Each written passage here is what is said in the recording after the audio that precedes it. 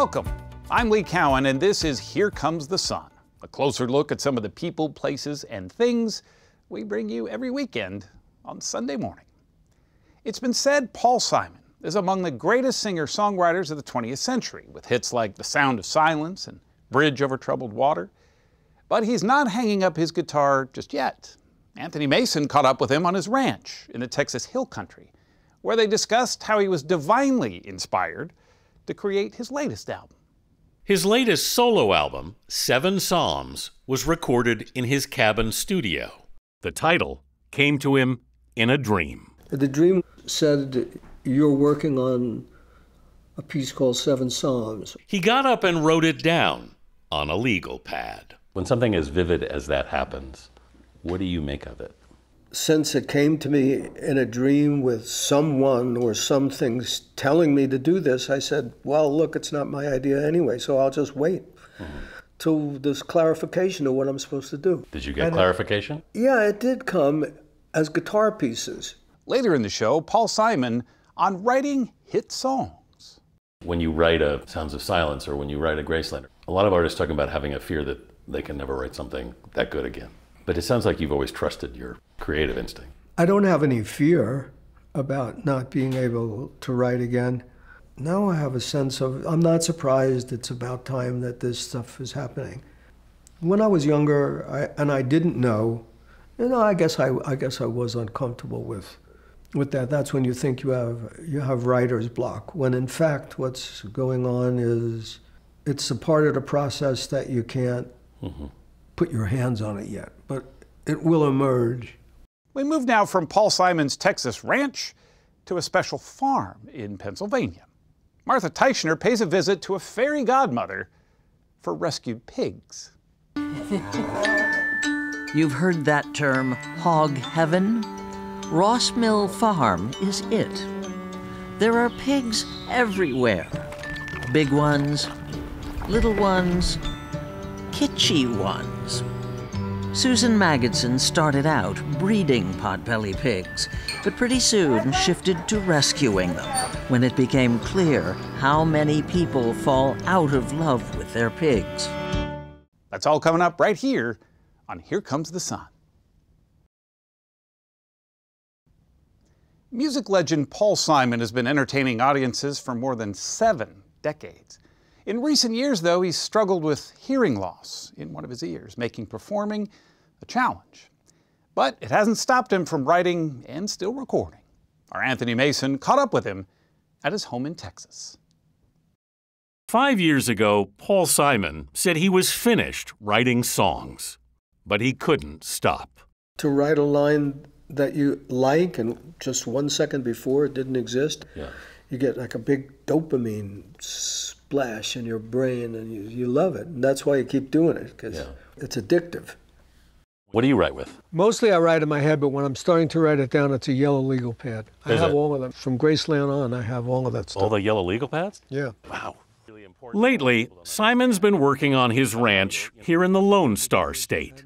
A lot of people would not have imagined that a boy from Queens would end up in Texas Hill Country. Well, you have to marry a girl from Texas. He and his wife, the singer Edie Brickell, moved here recently. His latest solo album, 7 Psalms, was recorded in his cabin studio. The title came to him in a dream. The dream said, you're working on a piece called 7 Psalms. He got up and wrote it down on a legal pad. When something as vivid as that happens, what do you make of it? Since it came to me in a dream with someone or something telling me to do this, I said, well, look, it's not my idea anyway, so I'll just wait till there's clarification of what I'm supposed to do. Did you get clarification? Yeah, it did come as guitar pieces. The words would come later, again in dreams. I would start to wake up 2 or 3 times a week between 3:30 and 5 in the morning, and words would come. I'd write them down, then start to put it together. Its creation was captured in the forthcoming documentary, In Restless Dreams. Did you ask yourself, as this was happening, where is this coming from? I don't even know if I want to know. It's just, it's there. I'm grateful for it. Yeah. It's been there most of my life. When I wrote The Sound of Silence, and I was 23 years old, that was probably the same kind of phenomenon. But at the time, I just thought, oh, this is kind of my best song at the moment, you know. And the same thing with Bridge Over Troubled Water, where I thought, better than my usual. This is good. He experienced that again with Graceland, which she performed in a surprise appearance last summer at the Newport Folk Festival. But Simon says he may not be able to play live much longer. He's losing his hearing. When did it start? About 2 years ago, 2.5 years ago. And what did you notice? I started to lose a hearing in my left ear, and at this moment it's, I think, 8% hearing in that ear. Really? Yeah, it's upsetting. Yeah. It must be. I can still hear well enough to play guitar and write. Yeah. But I can't hear well enough to play with 5 or 6 musicians. Maybe that's fine. Maybe there's something to be learned from that. What do you think that would be? Have to see what it is. Acceptance of, you know, less. That's life, you know. People have a lot worse than this. I imagine that must be a complicated conversation that you've had to go through in your own head. It is. And you probably feel different about it different days. No, I feel pretty much the same about it, which is like, you know, I'm just not happy about it. Do you think that might be kind of your last big performance? Well, I hope not. Yeah. I hope not. I really wanted to perform the 7 Psalms. Yeah. I haven't given up hope, but I'm prepared to accept that I might not be able to. 7 Psalms is a haunting 33-minute meditation on belief that some have interpreted as the singer wrestling with his own mortality. But Simon insists he isn't. Of course, I'm 81 years old. Of course I think about it. But I mean, is it pressing on me? No, it's not. He has taken note of how his songs are aging. But some of the songs, they're still good. Does the meaning of songs over time ever change for you? It does change. The Sound of Silence, the way I performed it at Newport, is a very different song than The Sound of Silence, the way that was a #1 record in 1966. Yeah. It's aged into another feeling and another meaning. Do you think about your legacy at all? No. No. Not important. But what would you like for your music, I guess? I feel about the music is like, if it lives, it deserves it. If not, it's discarded and the culture goes to another source of nourishment. You could be disappointed personally, but the culture doesn't care. But the artist in Paul Simon can't stop creating. I just started to write recently. You've started again? Yeah, I've written 2 songs. Uh-huh. As long as I can write and sing, I'll make records, even if it's just for myself. Up next, an exclusive excerpt from our chat with Paul Simon, something you can only see right here on CBS News Streaming. Stay with us. Around the age of 12, 13, 14, 15, 16, in that period, whatever music is happening in popular music, that's the music that you fall in love with. As promised, here's more from Anthony Mason and Paul Simon. I've had dreams where I think that melody is really good. Yeah, I'm going to use that. But when I wake up, I can't remember the melody. That would drive me nuts. That's probably not good either. You know, it's like when you're in a dream and you say something that you think is incredibly witty. You know, it's not. You know, some insult that like everyone thinks, what a great put down. You know, oh, why don't you take a shower or something? When you wake up, you realize, no, there's nothing funny about your dream at all. Everything I've ever written down after a dream, I look at it in the morning, I go, right, this was awful. Exactly. So that's, you know, did I take this information as being unusually important? No, I didn't. Yeah. But I had nothing in my mind that I wanted to write. I didn't have any intention of writing at that point. Yeah. And this said, no, begin. So I began. When you write a Sounds of Silence or when you write a Graceland, a lot of artists talk about having a fear that they can never write something that good again. But it sounds like you've always trusted your creative instinct. I don't have any fear about not being able to write again. Now I have a sense of, I'm not surprised it's about time that this stuff is happening. When I was younger, I didn't know, I guess I was uncomfortable with that. That's when you think you have writer's block, when in fact what's going on is it's a part of the process that you can't put your hands on it yet, but it will emerge. Yeah. You said the music started coming, obviously not in dreams. Where does the music come from? I think where music comes from is from your culture. You grow up in a certain culture, you hear music in a certain way. Yeah. My father was a musician, but I wasn't interested in his music, big bands and how he grew up and what he played. I didn't get interested in music till I heard early rock and roll. That's when I became interested. So those sounds are the sounds that I fell in love with, and I still try to incorporate them. I think when people are around the age 12, 13, 14, 15, 16, in that period, whatever music is happening in popular music, that's the music that you fall in love with. So I fell in love with music from the 50s. In New York, it was street corner groups. Yeah. I liked that, and I sang in those. The Everly Brothers, when Artie and I first started to sing together, we listened to Everly Brothers records and imitated them. So those sounds are sounds that are part of your initial melodic impulse. And probably earlier than that. If your mother ever sang songs while you're in the womb? Maybe even that, yeah. Do you think you need music on some level? Yeah. I think we all do. Yeah. We always have. We as a species always have, but particularly in the world today, people really need it. It's a comfort and it's an expression of joy and, well, I don't have to tell you what music is. It's ubiquitous. Look at people walking in the streets, they're all listening to music on their little earphones.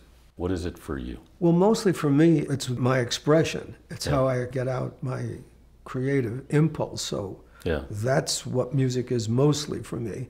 I do listen to other music, and sometimes I, binge on some other music, but mostly if you ask me what music is about, it's about, well, that's what I do, so that's what it's about to me.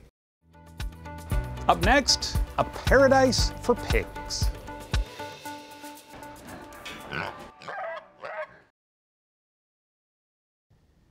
Welcome back. Mini pigs. They're just as adorable as they sound, and they become pretty popular pets. But what happens when the mini pigs don't stay so mini? Our Martha Teichner learned that these little piggies go to a rescue farm where they can peacefully live out their days.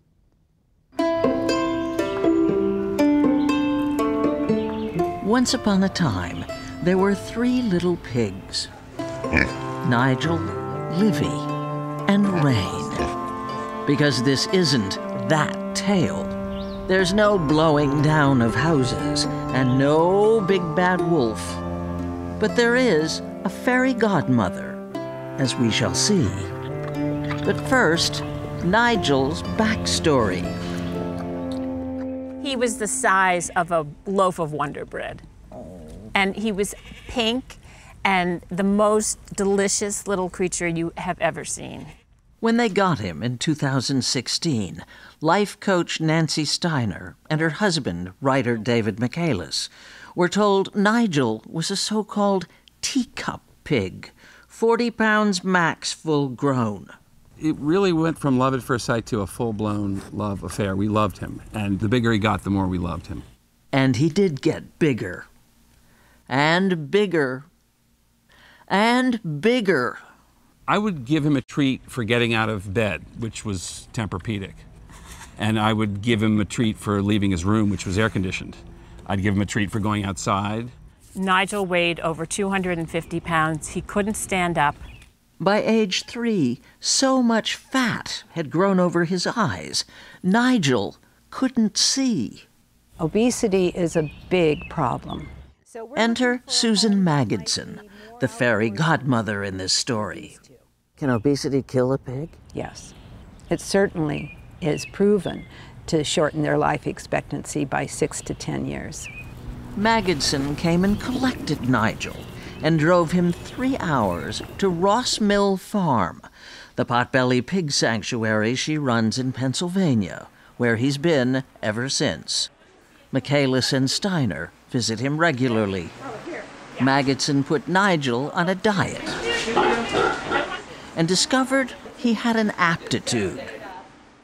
Nigel, where's your babies, huh? Oh, here, look at that.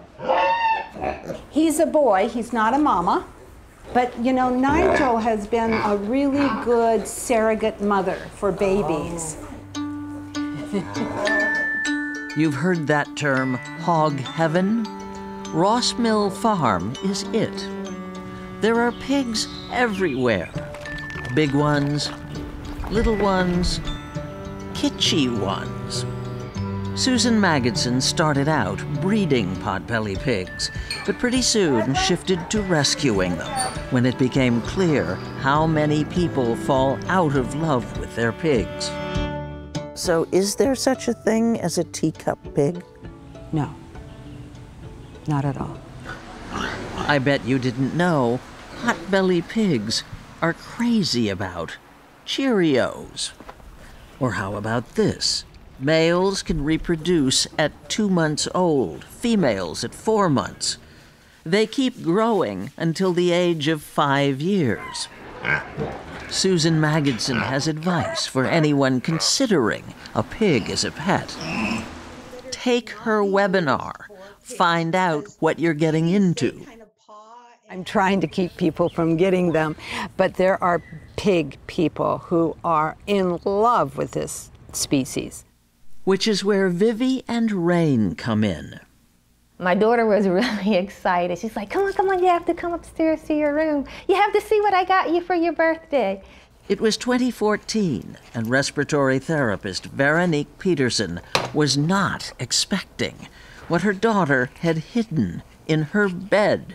So she pulled the covers back, and there was a pig in my bed. And I was thinking, why would you get me a pig? Vivi grew on her in every way. One weekend, her daughter borrowed Vivi and took the pig camping. It disappeared. So she went out and bought one of Vivi's litter mates, thinking her mother wouldn't notice the switch. So when I got home and I saw this other pig, I was just not happy about it at all. And I cried.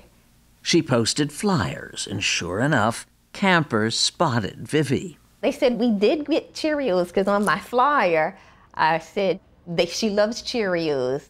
She was caught, and Veronique took her home. The second pig, named Rain, stayed. Now you have to understand that Veronique Peterson also has, count them, a cat, a fish, a tortoise, and 3 dogs. So when her house burned down over a year ago, she had a problem. She sent the pigs off to Ross Mill Farm while she looked for a place to live until her house could be rebuilt.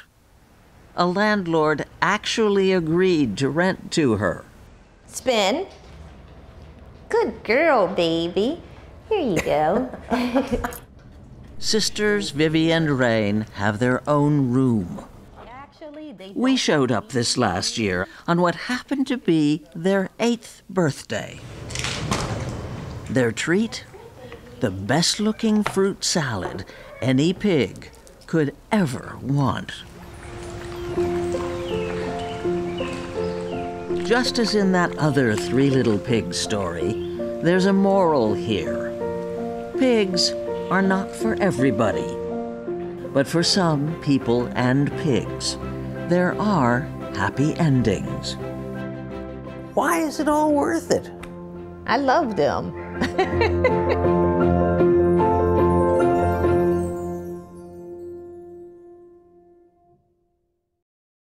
I'm Lee Cowan. Thanks for joining us. We'll see you right here next time on Here Comes the Sun.